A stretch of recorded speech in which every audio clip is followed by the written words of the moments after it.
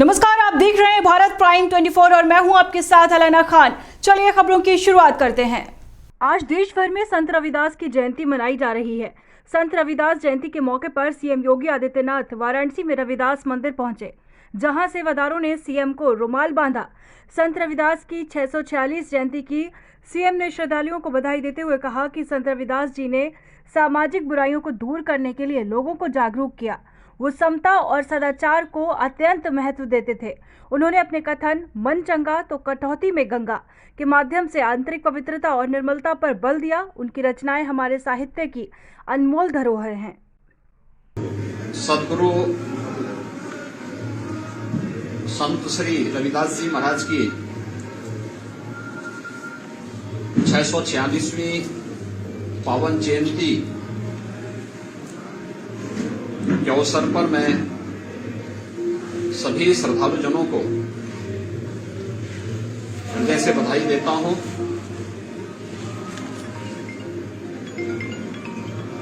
इस अवसर पर इस पावन धरा पर उपस्थित के चेयरमैन सदगुरु निरंजन दास जी, उनके सभी सहयोगी और शिष्यगण और उपस्थित भाइयों बहनों, आज बड़ा पावन दिन है। आज से 646 वर्ष पूर्व काशी की इस पावन धरा पर एक दिव्य ज्योति का प्रकटीकरण हुआ, जिन्होंने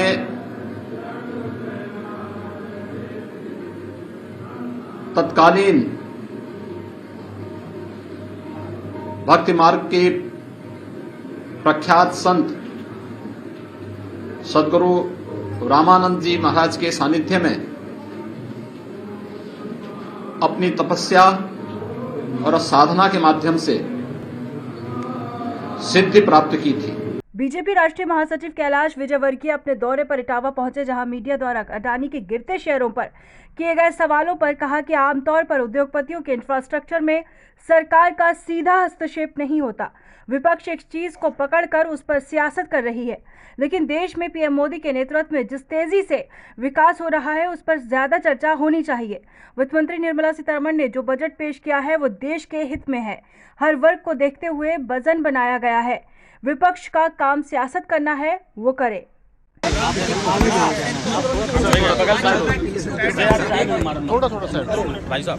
मुझे लगता है कि प्रदेश और देश में जिस प्रकार मोदी जी के नेतृत्व में विकास हो रहा है उसके ऊपर चर्चा ज़्यादा होना चाहिए। मुझे बहुत प्रसन्नता है कि प्रधानमंत्री नरेंद्र मोदी जी ने और वित्त मंत्री निर्मला सीतारमण जी ने जो बजट पेश किया है वह देश को एक फिर से नई दिशा देगा। सारी दुनिया के अंदर रिसेशन है और इस बजट के माध्यम से देश की अर्थव्यवस्था को बनाए रखना, और आज भी जितने भी अच्छे ताकतवर देश हैं किसी की भी जीडीपी 7 नहीं है। आज हमारी 6% से ऊपर है और आने वाले समय में 7 जीडीपी होने वाली है। ये हमारे लिए बहुत गर्व की बात है और इसलिए ये बजट आने वाले 25 वर्षों में जब देश की स्वतंत्रता के 100 वर्ष पूरे हो जाएंगे तब देश कैसा होगा इसको दिशा देने वाला बजट। योगी सरकार की कैबिनेट मंत्री राकेश सचान फतेहपुर पहुंचे, जहां उन्होंने जिले में औद्योगिक विकास केंद्रीय बजट में एमएसएमई विभाग की घोषणाएं और यूपी इन्वेस्टर समिट को लेकर कॉन्फ्रेंस की। मंत्री ने बताया कि एमएसएमई सेक्टर को बढ़ावा देने के लिए केंद्र सरकार ने ऋण गारंटी योजना के तहत 2 करोड़ रुपए तक के लोन में कोई प्रॉपर्टी गिरवी नहीं रखने का प्रावधान किया है। उसके लोन की गारंटी सरकार लेगी। विश्वकर्मा श्रम सम्मान योजना में संचालित योजनाओं को बढ़ावा देने के लिए अधिक पात्रों को प्रशिक्षित कर टूल किट दिया जाएगा। कोरोना जैसी महामारी में उद्योगपतियों के व्यापार में नुकसान होने पर 94% तक की भरपाई योगी सरकार करेगी। उन्होंने आगे कहा कि उत्तर प्रदेश इन्वेस्टर समिट में 20 लाख करोड़ के लक्ष्य में से 17 लाख करोड़ के MOU भी हो चुके हैं, जिससे 20 लाख लोगों को प्रदेश में रोजगार मिलेगा। MSME सेक्टर को केंद्र सरकार ने बढ़ावा देने के लिए एक सबसे बड़ी जो ऋण की गारंटी योजना 2 करोड़ तक का कोई व्यक्ति अगर लोन लेता है, उसको कोई भी प्रॉपर्टी बैंक में मॉर्गेज नहीं करनी पड़ेगी, वो लोन ले सकता है और उसकी गारंटी सरकार देगी। इसका भी प्राविधान के लिए हमारे केंद्रीय बजट में 9,000 करोड़ रुपए का प्राविधान किया गया और 1% का ब्याज का भी इजाफा होगा। विश्वकर्मा श्रम सम्मान में जो हम लोग योजनाएं चला रहे थे, उनको बढ़ावा देने के लिए भी इस बजट में प्राविधान है कि जो हम लोग किट देते थे, उनको 1 हफ्ते का प्रशिक्षण देते थे, 200 रुपये प्रतिदिन मान दे देते थे, तो उनको भी टारगेट बढ़ाया गया और ज़्यादा से ज़्यादा हमारे प्रशिक्षित करके लोगों को रोजगार देने का, जो स्वतः रोजगार कर सके। जैसे कोरोना काल में MSME सेक्टर है, पूरा का पूरा बैठ गया, छोटा व्यक्ति एकदम इंडस्ट्री में वो हो गया, कहीं उसका ऑर्डर था लैप्स हो गया, तो उस पर भी भरपाई 94% सरकार करेगी अगर इस तरह का कहीं कुछ उसका नुकसान होता है। तीसरी सबसे बड़ी चीज़ ये है कि हमारे जो ODOP का जो उत्पाद था, उत्तर प्रदेश में हस्तशिल्पी ODOP के छोटे छोटे जो कारीगर अपना उत्पाद पैदा करते थे, उनको कहीं बाजार नहीं मिलता था, तो उनको लिए जो पूरे जनपद स्तर पर माल बना करके एक बड़ा, जिसमें कृषि से लेकर के सारे बड़े बड़े इनके उत्पादों का एक माल होगा, जिसमें उनके उत्पाद बिक सकते हैं और उनको एक अच्छा कीमत भी मिल सकती है। ई-कॉमर्स में भी हम लोगों ने, जैसे है कि अमेजॉन है, फ्लिपकार्ट है, इन लोगों से भी टाई अप करके उनके उत्पाद की बिक्री को आगे बढ़ाने का, जिससे कि हमारे छोटे छोटे जो कारीगर हैं उनको अच्छा पैसा मिले। पंजाब में कांग्रेस पार्टी से बाहर का रास्ता दिखाने के बाद पटियाला की सांसद परनीत कौर का पहला बयान सामने आया है। उन्होंने कहा कि पार्टी ने जो नोटिस भेजा है, मैं टाइम पर उसका जवाब दूंगी, लेकिन जो मेरी जिम्मेदारी है, मैं अपने क्षेत्र के लिए वो काम करती रहूंगी और आने वाले समय में भी निभाऊंगी।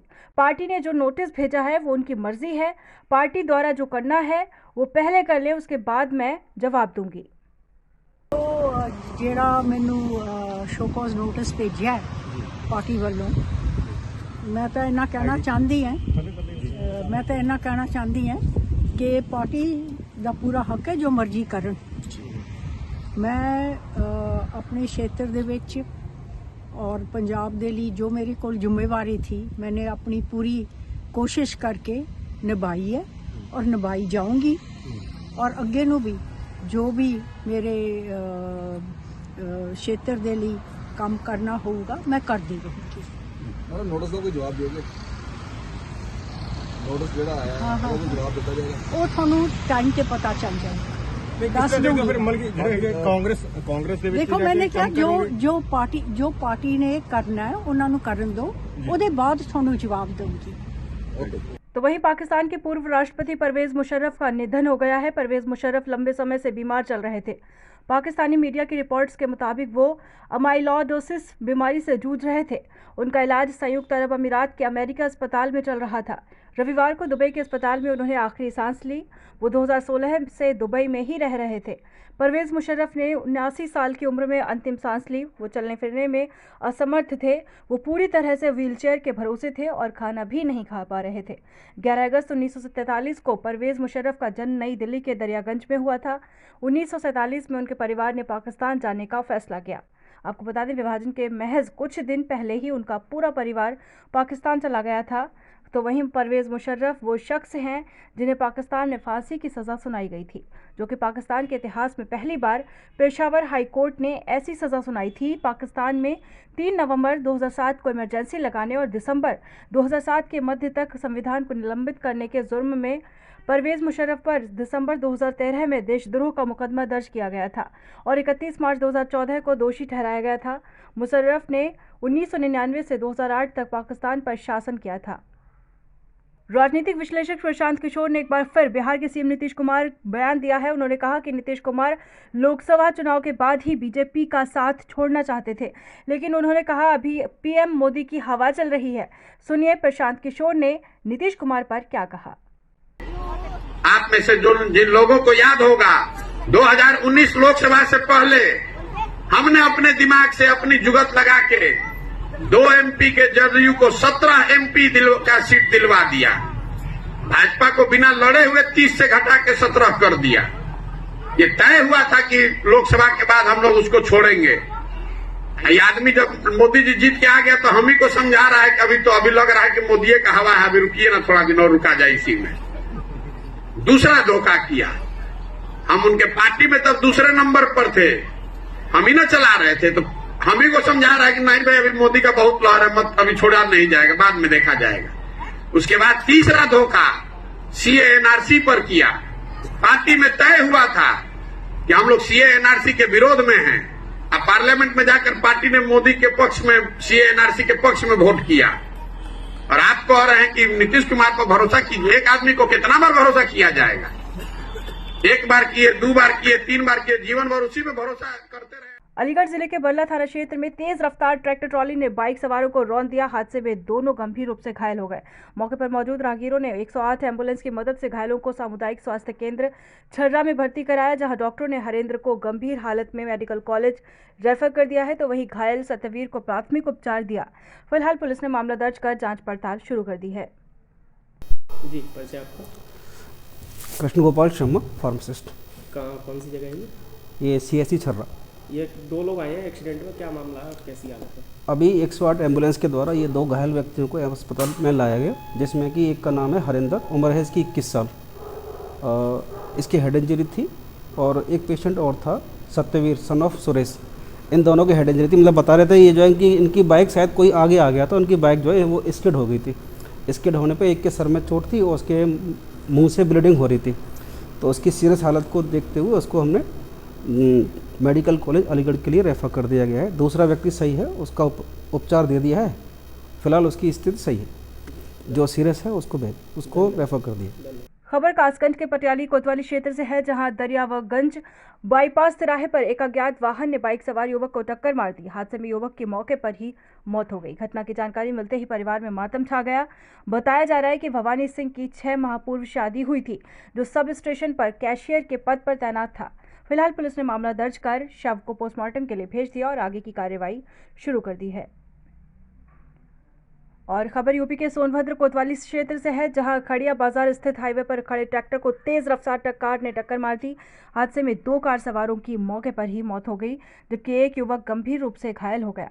घटनास्थल पर मौजूद लोगों ने पुलिस को सूचना दी। मौके पर पहुंची पुलिस ने लोगों की मदद से तीनों को कार से बाहर निकाला और घायल को अस्पताल पहुंचाकर दोनों शवों का पंचनामा बनाकर पोस्टमार्टम के लिए भेज दिया।